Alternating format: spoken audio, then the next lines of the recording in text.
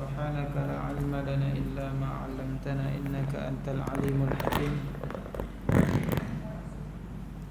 رب اشرح لي صدري ويسر لي أمري واحلل عقدة من لساني يفقه قولي رب يسر ولا تعسر وتمم بالخير نويت التعلم والتعليم والتذكر والتذكير والنفع والانتفاع والإفادة والاستفادة والحث على التمسك بكتاب الله وسنة رسوله والدعاء على الهدى والدلالة على الخير ابتغاء وجه الله وقربه وثوابه سبحانه. Baik, sambungan pengajian kitab Munyatul Musalli Munyatul Musalli muka surat, kalau kitab Jawinya muka surat 7. Pada katanya musannif, maka rukunnya itu 13 perkara. Baik. Jadi telah lalu kita belajar tentang syarat sah solat, iaitu 9, dan kita dah selesai. Kemudian kita masuk pula, habis syarat kita masuk pula tentang rukun. Kita juga terangkan dulu apanya beza antara rukun dan syarat. Jadi rukun ini benda yang di dalam, benda dalam. Syarat ni benda luar. Dua-dua perlu ada di dalam solat. Rukun ini kita katakan dia mahiyah, hakikat sesuatu. Rukun solat maknanya hakikat solat.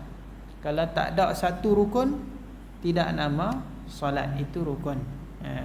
Contohnya takbir, contohnya Fatihah. Fatihah itu dalam solat, takbir itu sebahagian dari solat. Kalau kita tak buat satu, tidak dipanggil solat dan tidak sah. Adapun syarat ni suatu benda yang di luar solat. Dia bukan solat, tapi dia bersangkut paut dengan solat. Contohnya apa? Bersih daripada najis, bersih daripada hadas. Itu dipanggil syarat. Bersih itu bukannya solat, tetapi dipanggil suatu yang bersangkut paut dengan solat, yang mesti ada lah. Kalau tidak ada, tidak sah solat. Itu habis yang kita dah bincang dahulu. Kemudian kita masuk bincang tentang rukun pula. Katanya musannif, maka rukunnya itu 13 perkara. Ini yang kita kebanyakan kitab dan kita selalunya mengaji macam itulah. Rukun solat ada 13. Sebahagian kitab dia kata rukun solat ada 17. Sebahagiannya bilangan yang lain begitu. Beza ke antara 17 dengan 13? Tak ada beza pun sebenarnya. Ada sikit saja beza. Orang yang bilang rukun solat 17, pokoklah kan nanti kalau ada buka kitab lain kan, ustaz-ustaz lain ngajak di dalam kitab tu sebut rukun solat 17 ataupun yang sebagainya. Dia tak, bukannya berbeza dengan had 13 dak, cuma cara bilang tu sahaja. Cara bilang. Contohnya begini. Rukun 13 salah satunya adalah sujud serta tamak ninah. Jadi tamak ninah itu syarat bagi sujud kan. Kalau kita sujud tak ada tamak ninah, sah tak solat kita? Tak sah. Jadi sujud serta tamak ninah tu berapa syarat, berapa rukun? Sah? Satu. Kalau orang yang bilang 17 ataupun ulama yang bilang 17, dia kira dua. Sujud satu rukun, tamak ninah satu rukun yang lain. Jadi dia pecah-pecah jadilah sampai 17. Ni 13. Sama ke tak sama? Sama je. Adalah beza sikit tu. Ulama dia bezakan sikit tu ada sebab lah. Cuma kita tak bincang di sini. Kenapa nah? Baik. Jadi yang kita selalu belajar, rukun solat tu ada berapa? 13 perkara. Pertamanya adalah niat. Pertamanya adalah niat. Katanya maka arti niat itu qasdu syai'in muqtarinan bi fi'lih. Ini makna niat di sisi syarak. Bagi mazhab kita Syafi'i, niat ini apa dia? Qasdu syai' muqtarinan bi fi'lih. Maknanya menyehajai akan suatu hal keadaannya disertakan dengan awal perbuatannya. Kita qasadkan sesuatu, kita niatkan sesuatu ketika kita buat benda tu. Pertama kali kita buat, kita niat, kita hadirkan hati, kita ingat di dalam hati ketika kita mula buat benda tu, itu dipanggil niat. Bukan sebelum, bukan selepas, tapi ketika mula buat, itu dipanggil niat di sisi syarak. Bukan dari segi bahasa lughah dah. Ni di sisi syarak. Di dalam bab fiqh, apabila disebut niat, apa maknanya? Kita ingat ataupun kita hadir dalam hati ketika kita buat satu-satu ibadah, bukan sebelum buat ibadah dan bukan selepas buat ibadah. Contohnya kita solat, contohnya kita wudu. Bila kita nak wudu, bila kita niat ketika kita mula basuh muka. Basuh muka itu adalah awal ibadah wudu. Maka kita niat ketika kita mula buat, muqtarinan bi fi'lih, disertai dengan perbuatan. Niat itu kena serta perbuatan. Kalau sebelum, kita tak panggil niat di dalam maksud yang dikehendaki oleh syarak. Walaupun kita panggil tu niat, tapi di sisi syarak itu tak dianggap niat. Contohnya, ini dalam mazhab Syafi'i, kita tak bincang di dalam mazhab lain. Mazhab lain ada pendapat lain, ada yang membolehkan. Ini kita cerita di dalam mazhab kita, mazhab Syafi'i. Dalam mazhab Syafi'i, kalau niat sebelum tak dikira. Contohnya begini, kita nak wuduk, kita niat siap-siap dalam hati, dalam jalan kaki tu, ketika kita nak pergi bilik ayak, kita niat aku nak wuduk. Kemudian bila kita ambil ayak basuh muka, waktu tu kita dah tak ingat dah tentang niat. Sah tak? Tidak sah. Sebab apa? Sebab sebelum perbuatan. Begitu juga solat. Waktu berjalan masuk dari pintu tu, niat siap-siap aku nak sembahyang maghrib. Bila takbir tu kita lupa, kita tak ingat dah tentang niat tadi. Sah tak? Niat sebelum tadi kira tak? Tak kira di dalam mazhab Syafi'i, mazhab kita. Adapun mazhab lain, itu lain. Itu lain cerita. Itu lain cerita. Dalam mazhab lain ada yang kata boleh, tapi dalam mazhab kita sebelum tak dianggap niat. Habis tu dipanggil apa dalam mazhab kita? Azam. Niat sebelum kita panggil azam. Niat ketika perbuatan barulah dipanggil niat di sisi syarak di dalam mazhab Syafi'i. Wadah, faham tak?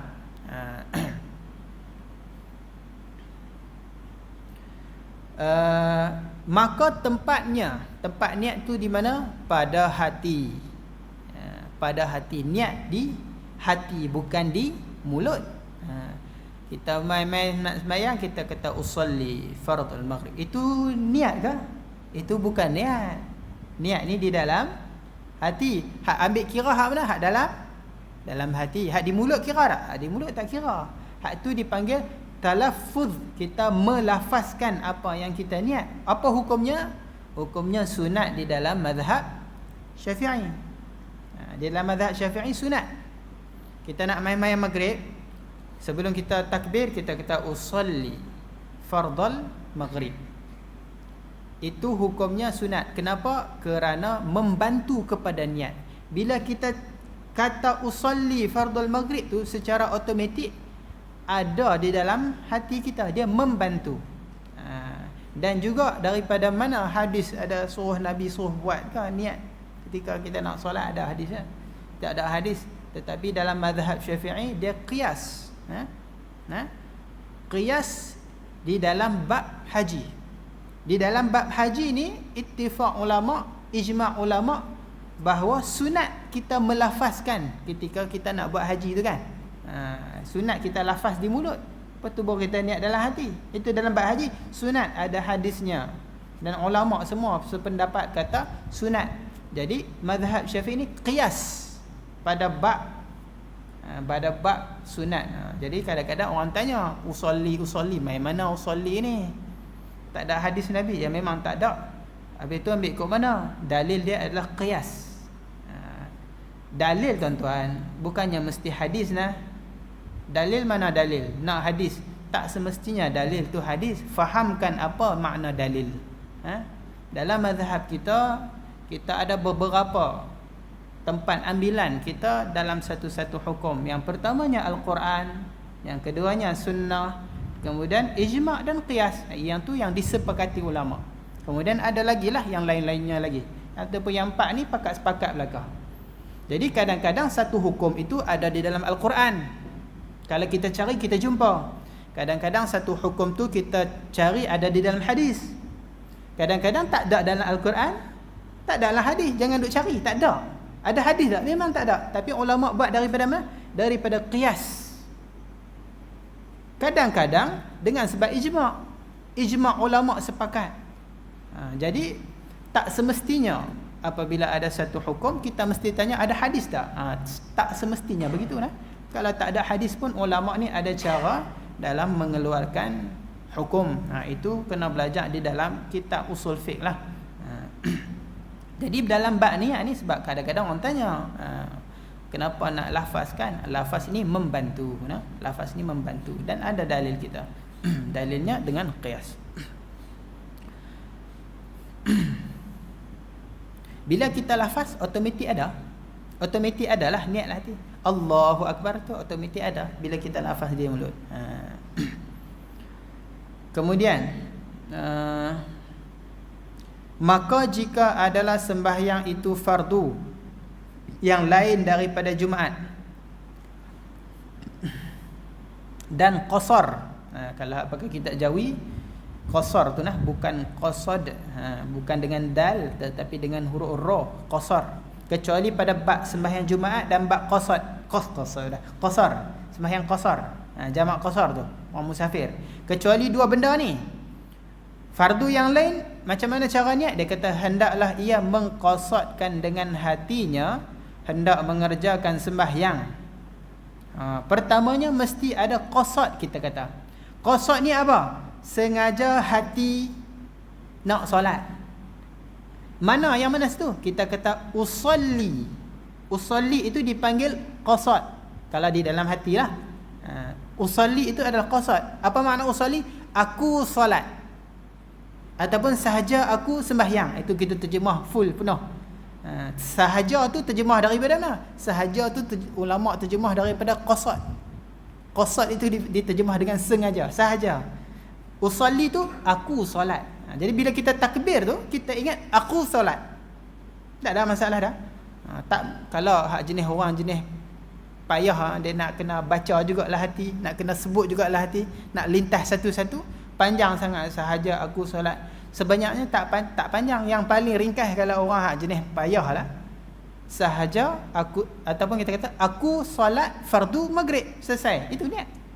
Aku solat fardu maghrib. Hak ni hak wajib ada di dalam niat kita. Mudah tak?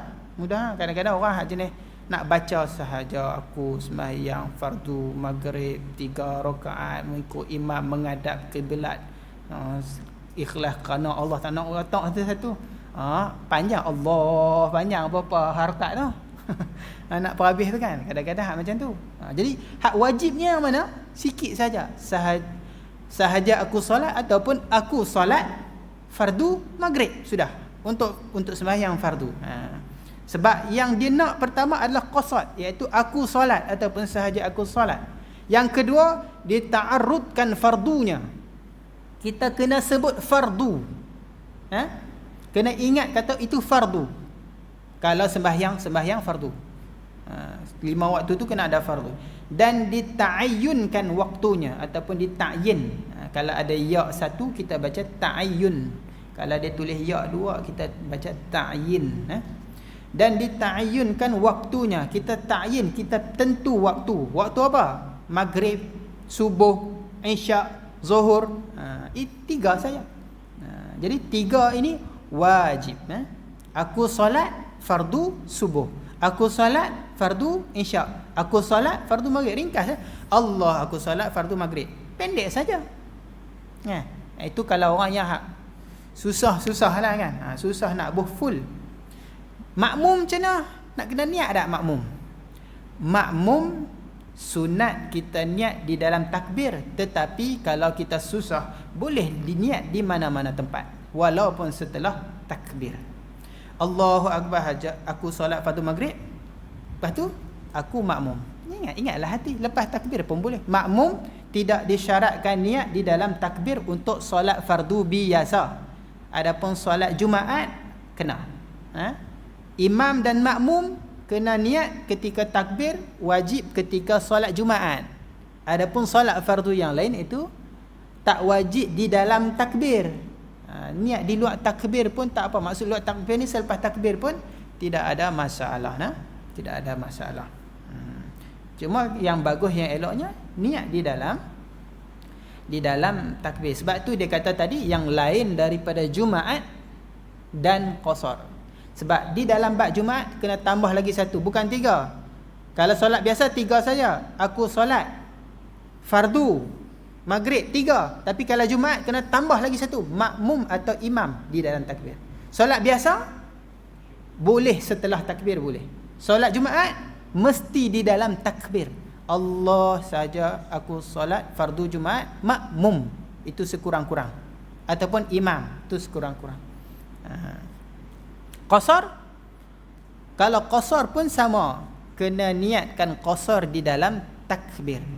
Sama ada kita sebut qasar sahaja ataupun kita sebut rakaat sahaja. Aku solat fardu zuhur 2 rakaat, mesti ada. Ataupun aku solat fardu zuhur qasar. Kalau nak sebut semua tu apa? Aku solat fardu zuhur 2 rakaat qasar. Panjang kan? Kalau jenis orang ada yang susah kan. Ini cerita ada orang yang susah duk jenis dia nak baca satu-satu. Dia bukan baca sebenarnya, kita hadirkan, ingat sahaja. Tapi kalau payah begitu. Kalau qasar, aku solat fardu zuhur qasar. Tak sebut rakaat pun tak apa. Ataupun kalau nak sebut rakaat, 2 rakaat, tak sebut qasar pun tak apa. Itu untuk orang sembahyang qasar, kena niat di dalam takbir. Kalau jamak tu pula macam mana? Jamak pun sama macam makmum. Dia tak wajib niat di dalam takbir, cuma sunat. Kalau kita nak niat luar takbir boleh tak? Boleh. Macam ni. Allah sahaja aku solat fardu zuhur qasar. Lepas tu kita hadirkan di dalam hati kata jamak takdim. Jamak takhir, takhir niat dalam waktu awal. Jamak takdim niat di dalam solat. Walaupun sebelum kita bagi salam ketika tasyahud akhir.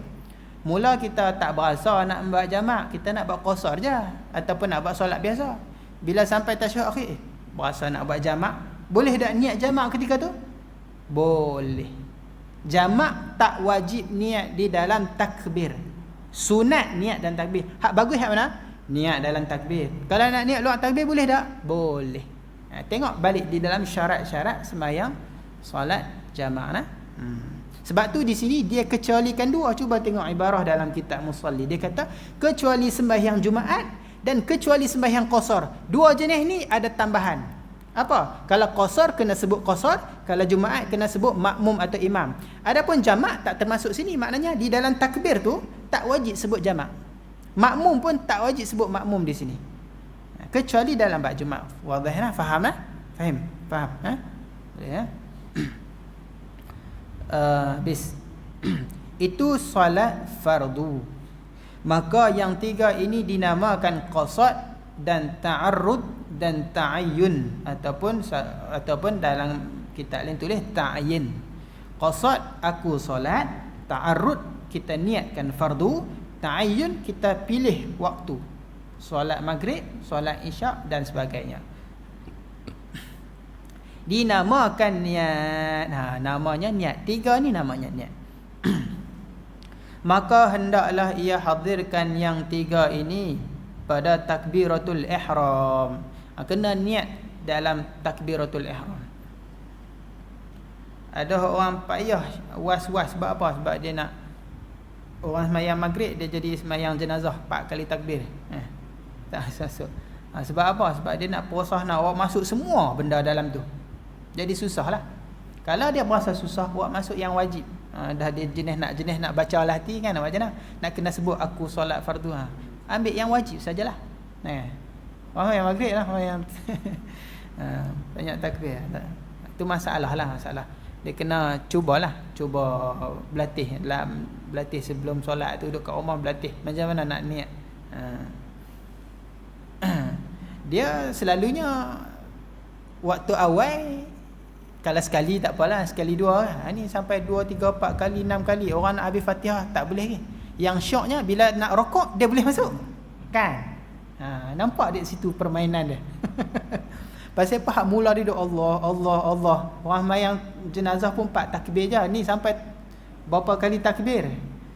Elok tu imam nak rokok, tang tu dia dapat. Pasal apa tiap-tiap kali tang rokok nak dapat tang tu? Pasal apa tang tu dapat? Pasal apa yang awal-awal tadi tak dapat? Kan ghalibnya macam tu kan? Selalunya kalau orang was-was je macam tu. Itu ada permainan syaitan nak mengganggu dia dalam solat. Jadi dia cubalah. Kalau tak boleh, cuba buat yang pendek tu saja. Aku solat pendek je. Aku solat fardu maghrib. Aku solat fardu isyak. Aku solat fardu subuh. Tu hak jenis orang payah-payah ni. Takbir tu. Aku solat fardu maghrib. Lepas tu niatlah aku berimam kerana Allah Taala ataupun aku menjadi makmum. Makmuman niat dalam hati. Lepas takbir tak ada masalah. Jumaat tak boleh Jumaat kena niat makmum tu di dalam takbir Jumaat pun tak panjang pun. Aku solat fardu Jumaat makmum. Tambah satu je. Aku solat fardu Jumaat makmum. Sudah. 2 rakaat tu sunat, 4 rakaat tu sunat, lillahi ta'ala tu sunat, menghadap kiblat sunat, tu semua sunat tambahan kalau kita boleh hadirkan dalam hati.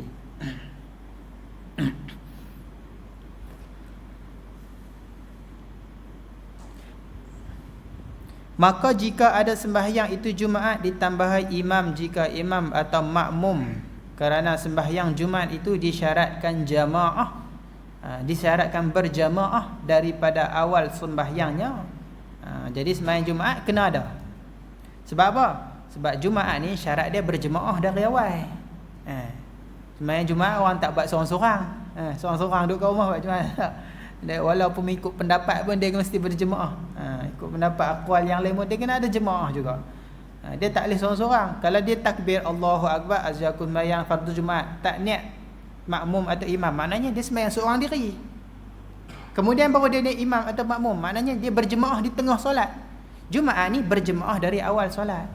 Sebab tu tak boleh kalau kita tak niat imam ataupun makmum di dalam takbir. Kena niat. Adapun sembahyang maghrib tak syarat berjemaah, kan? Tak syarat berjemaah, boleh sembahyang seorang. Sebab itulah niat imam dan niat makmum tu boleh kita niat di tengah-tengah. Maka dikira berjemaah kita tu dari mula kita niat itulah. Boleh tak kita sembahyang seorang-seorang dulu, lepas tu rakaat kedua baru kita berjemaah? Boleh. Jemaah ni boleh kita masukkan bila-bila.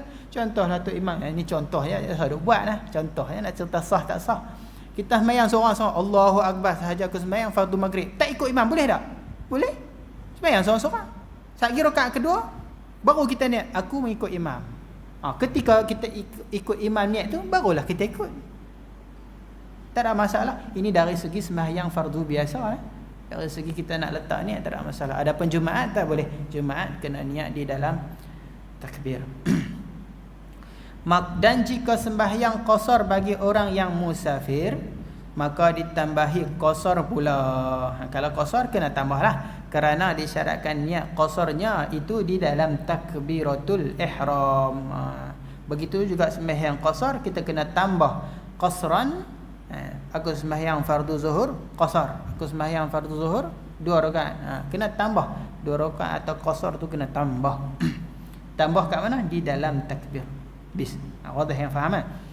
Dan jika ada sembahyang itu sunat yang mempunyai waktu atau yang mempunyai sebab.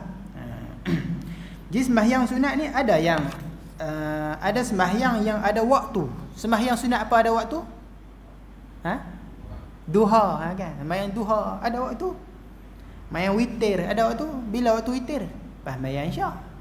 Sembahyang duha bila naik matahari apa? Orang panggil apa kalau bahasa dulu satu galah kan? Satu galah. Itu masuk waktu duha. Sembahyang duha lepas maghrib boleh tak? Bukan waktu dia. Bukan waktu dia. Bukan waktu dia. Jadi sembahyang sunat yang ada waktu, macam mana cara kita niat dia? Katanya maka disyaratkan adalah niat itu 2 perkara. Pertama qasad dan kedua ta'yin. 2 saja. Kalau sembahyang fardu 3. Kalau sembahyang sunat yang ada waktu 2, ataupun yang ada sebab pun 2. Contoh dia seperti sunat subuh dan 2 hari raya dan sunat gerhana. Sunat gerhana ni sunat yang ada sebab. Dia sembahyang sunat ada yang ada sebab, ada sembahyang sunat yang ada waktu. Sembahyang duha berwaktu dipanggil. Sembahyang gerhana bukan berwaktu, dia bersebab. Sebab apa kita sembahyang? Sebab gerhana. Sebab apa kita sembahyang? Gerhana matahari atau gerhana bulan. Sebab apa sembahyang? Sebab minta turun hujan, istisqa. Itu dipanggil sembahyang sunat yang bersebab.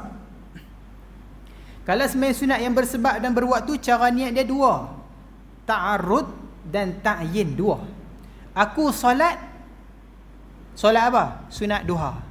Aku solat duha. Aku solat witir. Aku solat gerhana bulan, gerhana matahari. Aku solat istisqa contoh. Jadi 2 benda kena ada.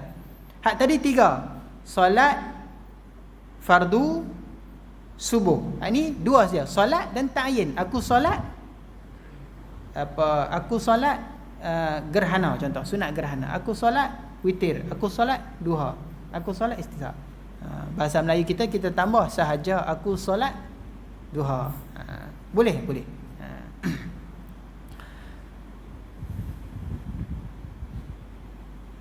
2 dah disyaratkan niatnya itu 2 perkara. Pertama qasad dan kedua ta'yin.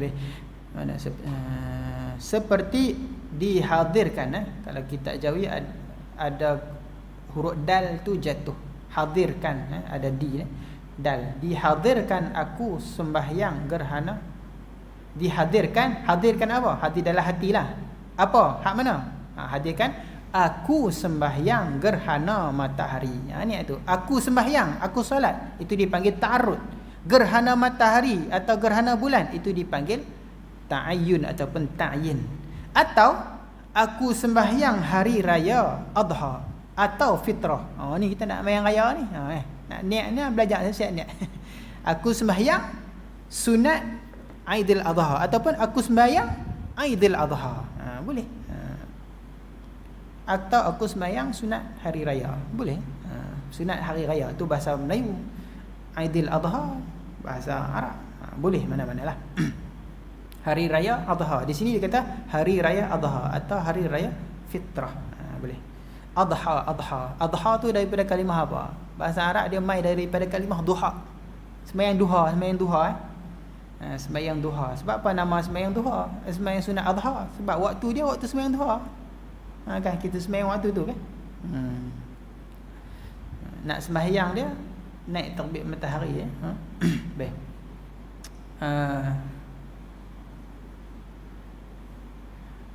Dan jika ada sembahyang itu sunat mutlak. Sunat mutlak ni apa? Iaitu yang tiada mempunyai waktu dan sebab. Ada sembahyang sunat yang dia tak ada waktu. Dia boleh sembahyang bila-bila sahaja dan dia tak ada sebab. Tak perlu ada sebab yang khas ataupun apa-apa dia nak solat. Boleh. Itu dipanggil solat sunat mutlak. Solat sunat mutlak mana semata-mata sunat. Tak ada sebab dan tak ada waktu. Maknanya bila-bila masa sahaja kita boleh solat kecuali waktu haram. Kecuali waktu haram lah. Waktu haram sembahyang sunat. Nak sembahyang sunat mutlak lepas habis sembahyang isyak, kita sembahyang sunat qabliyah ba'diyah dah buat apa semua dah. Lepas tu berasa nak solat lagi kan. Rumah tepi masjid contoh, masjid pun tak kunci contohlah. Ataupun duduk kat rumah kan. Tak ada kerja apa. Kita nak solat saja-saja, nak ibadah pada Allah. Malam-malam nak bangkit sembahyang, nak buat solat apa? Boleh buat solat sunat mutlak. 1000 rakaat pun boleh, 100 rakaat boleh kalau larat buat. Dia tak ada waktu, tak ada sebab. Nak sembahyang pukul 3 pun boleh. Nak sembahyang pukul 2 boleh.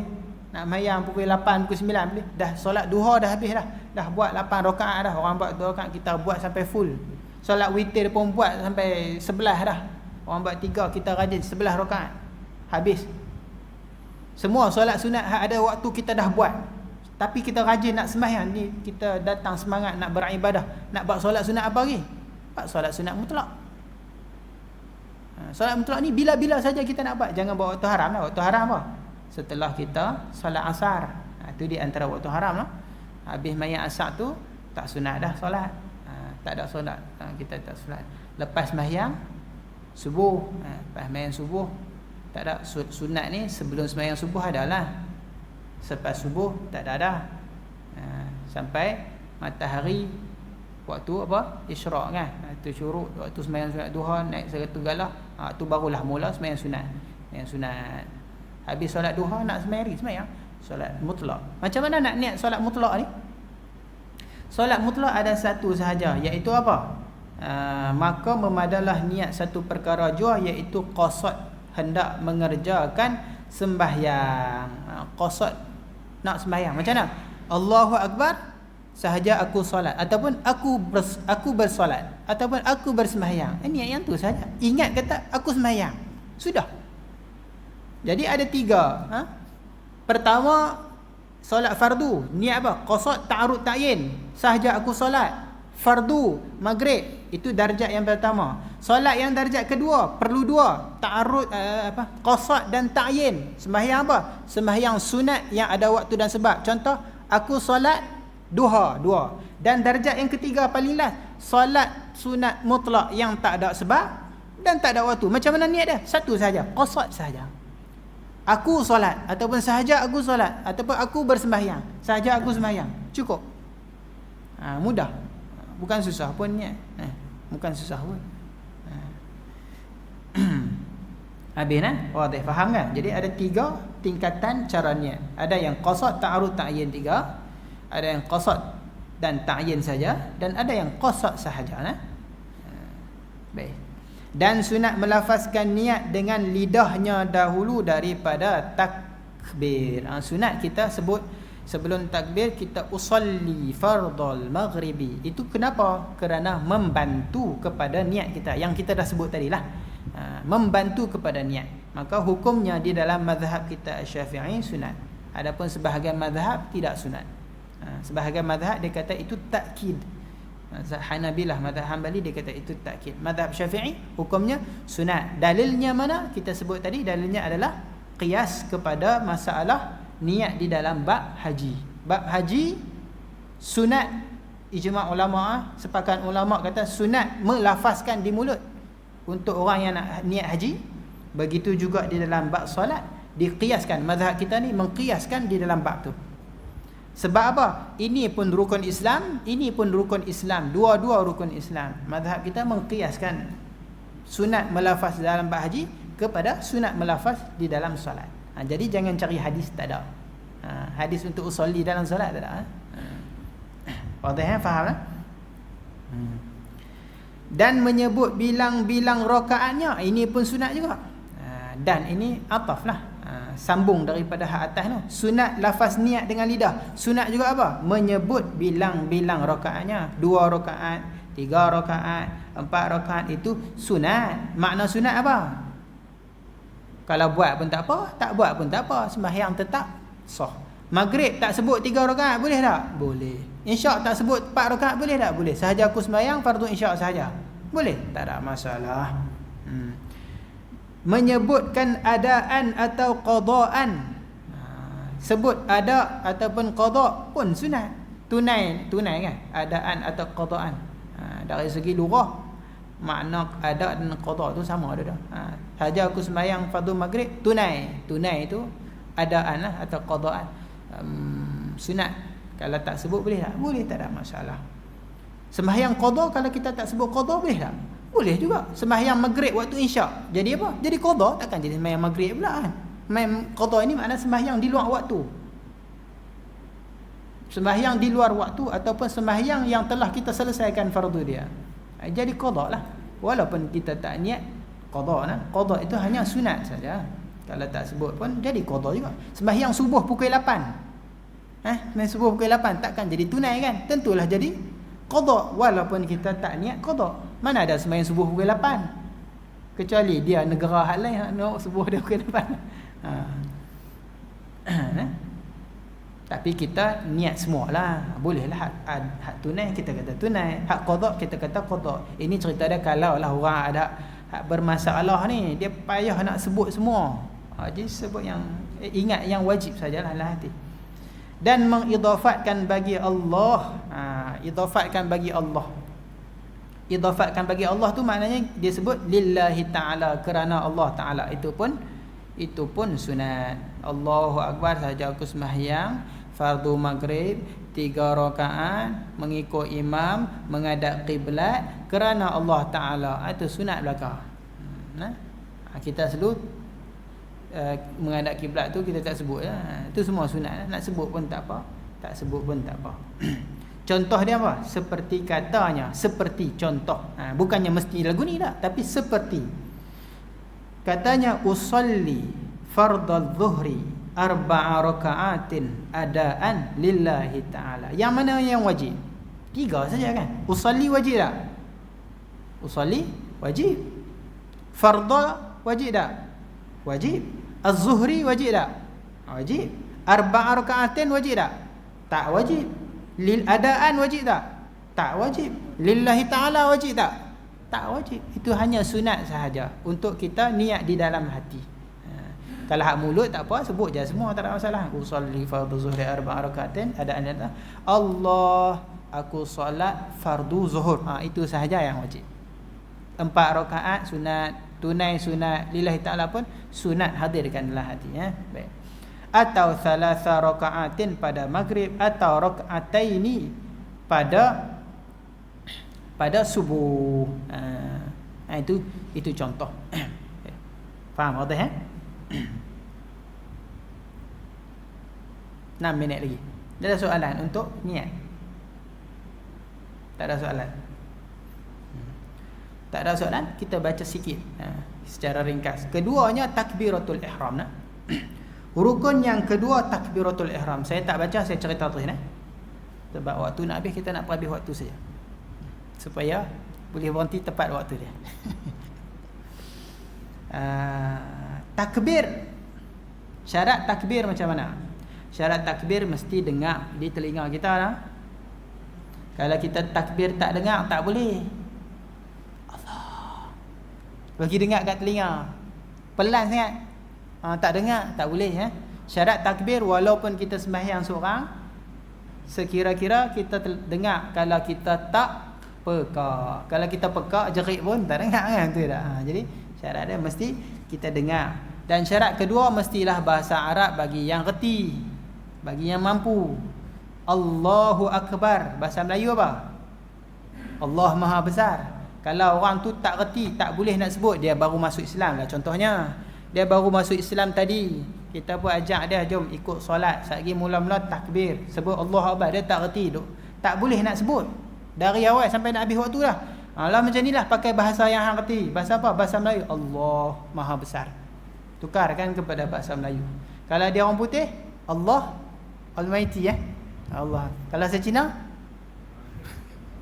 maknanya kalau dia boleh dalam bahasa dia dan tak boleh dalam bahasa Arab, sekira-kira contohnya dia baru masuk Islam dan dia suntuk waktu untuk dia tak sempat lah nak memperbetul, nak belajar, boleh gantikan dengan bahasa dia.